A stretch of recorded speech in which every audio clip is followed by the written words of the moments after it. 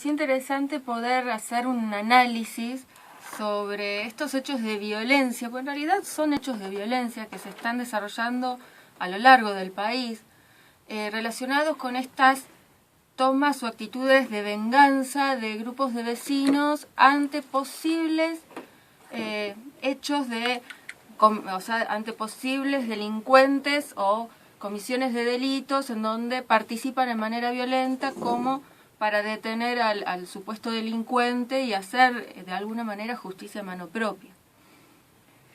Este tema es bastante delicado y nos puede llevar a una situación de lo que justamente este grupo de vecinos y lo que gran parte del sector político, especialmente encolumnado en la oposición, a mí me gusta llamar la oposición irresponsable, porque no vamos a generalizar, en este mensaje no está toda la oposición, es esto de decir de que tenemos un Estado ausente y que tenemos que salir nosotros a hacer justicia porque el Estado no existe.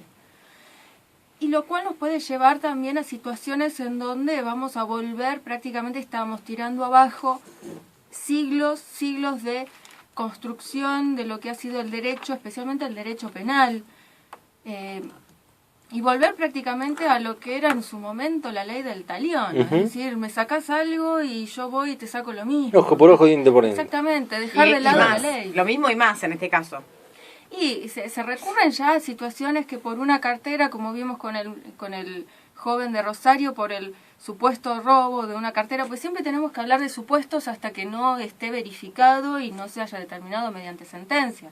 O sea, es un principio básico de cualquier Estado de Derecho. Todos somos inocentes. Hasta que no se demuestre lo contrario. Exactamente. En este caso fue una medida, totalmente... y apresurada. Apresurada, además, y además ante la sanción de un delito, cuando un juez determina una pena, no solamente analiza qué delito se cometió, qué pena está determinada, sino que hay una evaluación también, influye mucho la edad de los delincuentes, el entorno social, qué tipo de delito cometieron, las motivaciones de ese delito. Y en el caso de Rosario justamente fue una actitud desmedida, en donde justamente se llevaron la vida de un joven por el supuesto robo de una cartera. Y así están propagándose los llamados linchamientos, es decir, que en ningún momento estamos frente a casos de justicia, es netamente venganza. Nos estamos volviendo y dejando de lado el aspecto más humano, el aspecto más racional, para convertirnos prácticamente en turbas, que van a... Se tira abajo el contrato social, ¿no? Que se consigue con mucho tiempo. Y es lo que se tira abajo las construcciones que han mantenido y que son los fundamentos de tener un Estado de Derecho. Y desde los medios de comunicación también se insiste en mirar desde el punto de vista de la seguridad, porque en realidad lo que deberíamos hablar es por qué porque también se puede hablar de por qué hay delitos, por qué hay tanta cantidad de delitos, pero se distorsiona mucho. Pero sí, además el problema acá tiene que ver con por qué suceden esos delitos, ¿no? Tapémoslo, hablemos de tapar la consecuencia de una necesidad, porque tiene que ver con el hambre, tiene que ver con la marginalidad, tiene que ver con la falta de derechos, de garantía de derechos, no con la seguridad o la inseguridad. Es poner el punto en las fuerzas las fuerzas de seguridad, justamente, en qué pueden hacer o no hacer ellos.